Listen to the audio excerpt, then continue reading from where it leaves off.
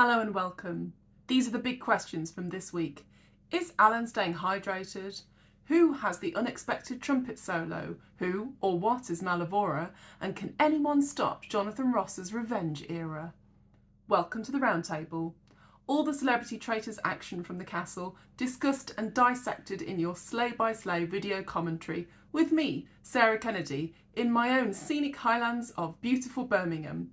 In these recaps, I'll let you know which celeb is working it out and who is completely deluded, who is most entertaining, who's flying under the radar, and do you think the traitors are playing a good game as we approach the halfway point in this series?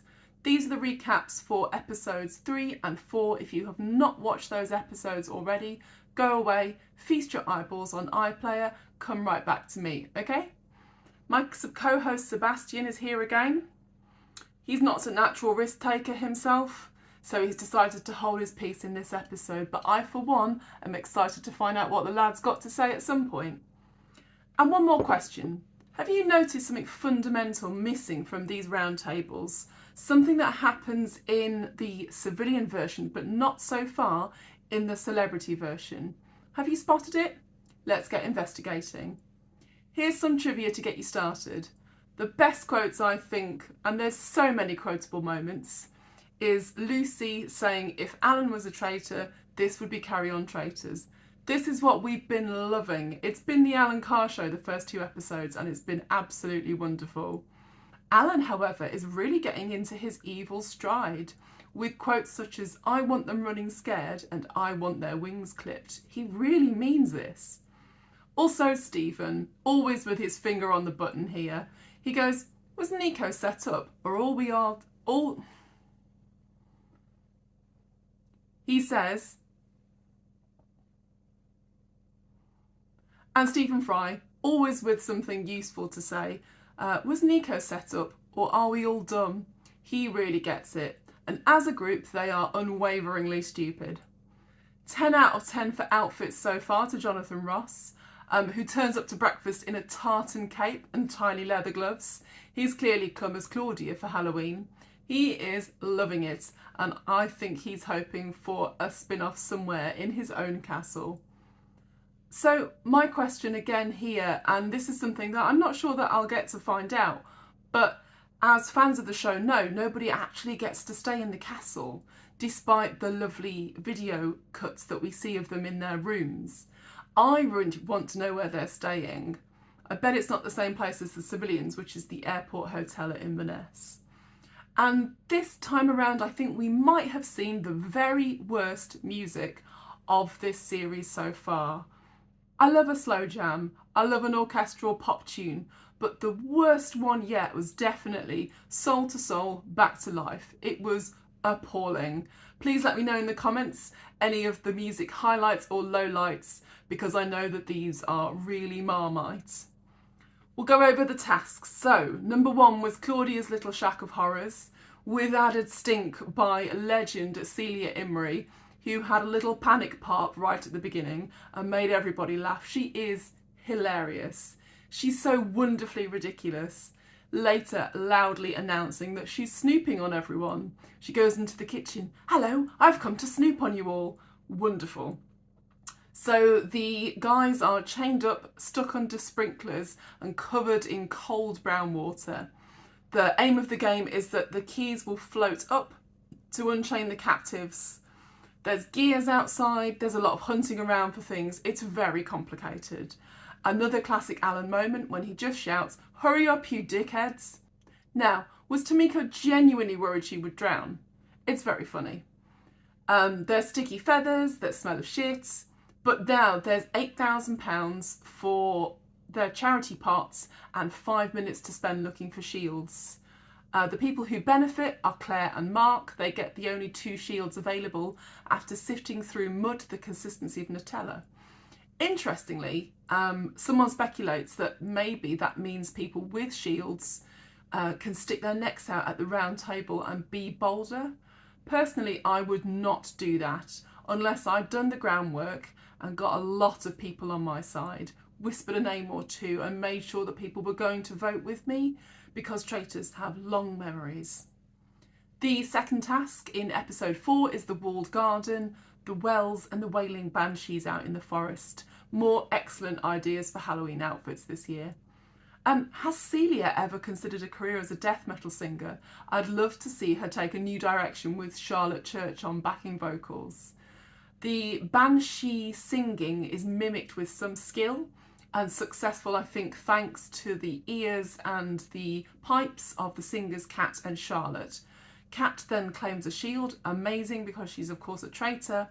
She tells the forest group not to tell anybody else, which is really smart.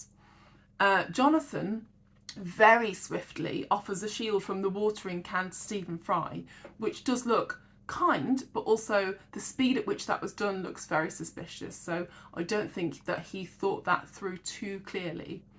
The Banshee voice artist, I'm delighted to find out, is a metal singer called Jess.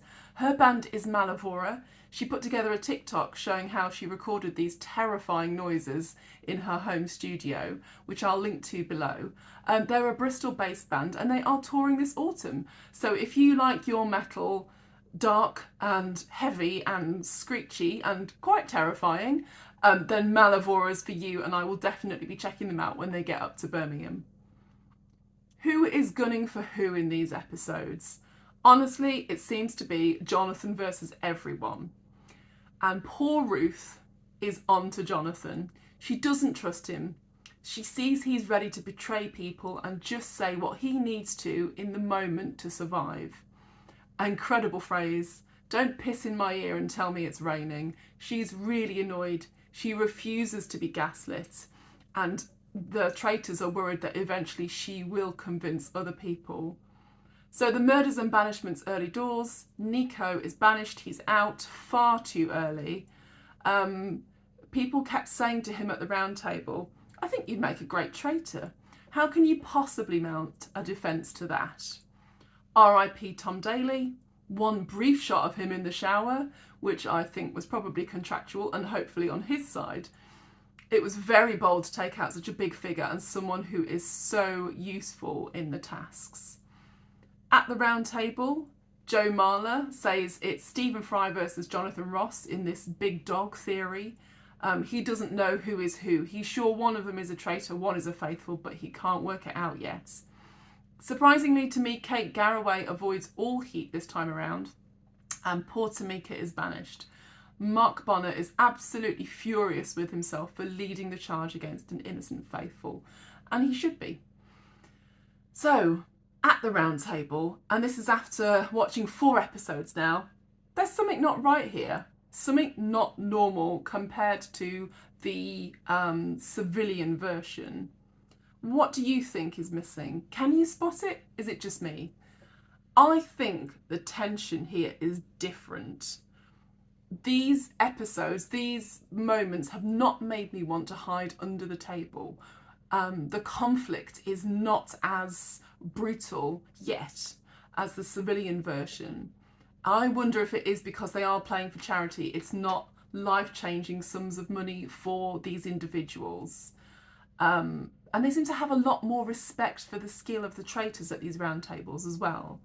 And one thing really struck me.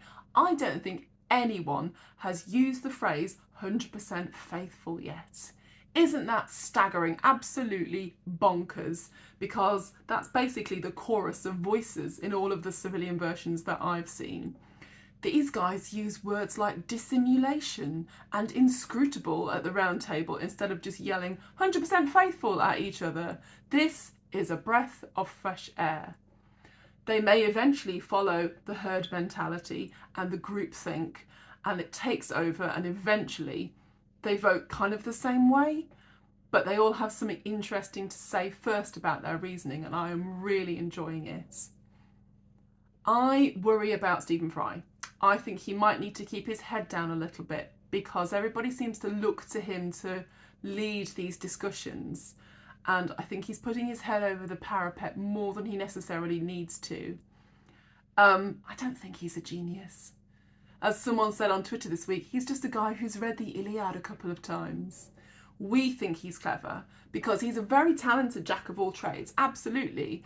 but a lot of us know him from QI, where he had a team of very clever people, the QI elves, to write the cards for him with the questions and the answers. Do you think Stephen Fry is playing a clever game, or do you think his national treasure status, his beloved status, will protect him much longer? Let me know in the comments below. And Alan, wow, we've been enjoying Alan so much as a nation that there are now rumours that his chat show Chatty Man is coming back. He is the star of the moment, he is fun, but I think in these episodes things get a little more serious. He takes a bit of a turn. He's a right old bitch to Claire at breakfast. Like Will Smith, he's like, take my name off your blackboard. Again, too much, traitors. Calm down. Think about the long game. Don't draw too much attention to yourself. Be more like Kat. She is playing a perfectly balanced game at the moment. Not too quiet, not too loud, engaged in conversation, but not giving too much away. Inevitably, Claire Balding is targeted as she was witness to what Jonathan said to Nico in the car back in the first episode. He absolutely did use the word alliance. I don't think he's being malicious with this, but he won't let it go. He says it never happened. I think he's just forgotten that he used that particular word. Claire is banished because of her suspicions about Jonathan and his sketchy behaviour that looks a bit like gaslighting. David Olusoga is there with his head in his hands. Meanwhile, I am cackling with glee as Claudia pulls no punches in letting them know how absolutely pathetic they are, how remarkably useless they are at catching traitors. Is this the Jonathan Ross show? The traitor politics are quite interesting. They seem like a unified force at the moment, but Jonathan is definitely sweeping around in his vengeful villain era. He is cutting swathes through people who have any suspicions about him. Now, I think this is an interesting tell because it's clear he is a superfan, and it's said that he has seen every possible version of this show. He loves collecting, he loves pop culture, it makes sense that he's a completist. He will have studied all of this in quite some detail. He just seems to get what he wants every time he enters the tower. He's not just manipulating the faithful, but the traitors too. I think he's playing Paul Gorton's game from series 2, and he was a fantastic traitor. He was such a pantomime villain. Love him and I hate him. He was so good. But Jonathan has ramped it up from day one, straight out of the gates, with these really high stakes, really loud, big character kind of stuff. I think he's doing too much. I think he is too visible. He must, absolutely must, keep his fellow traitors on side or he is done for.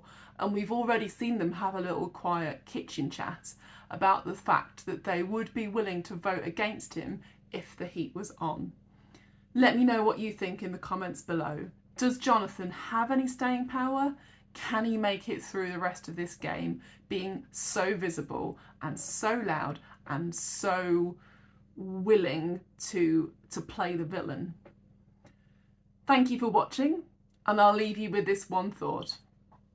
If they really did put a screaming banshee in someone's bedroom to herald the next murder, I can see exactly now why they've got a psychotherapist on the credits. Don't have nightmares. Laters, traitors. Cheers.